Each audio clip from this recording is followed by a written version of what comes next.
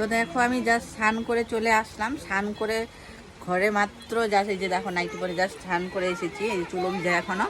তোমাদেরকে দেখাচ্ছি একটা জিনিস, দাঁড়াও। ঘরে এসে দেখি বাবা আর মেয়ে কি করছে, তোমাদেরকে দেখাচ্ছি। দেখো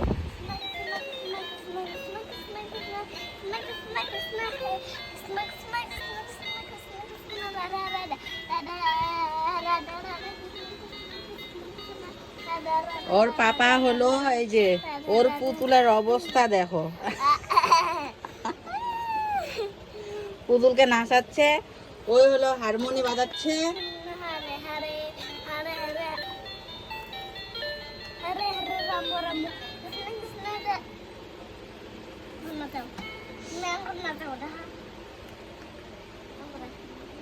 দেখো বাপ মেয়ের কাণ্ড।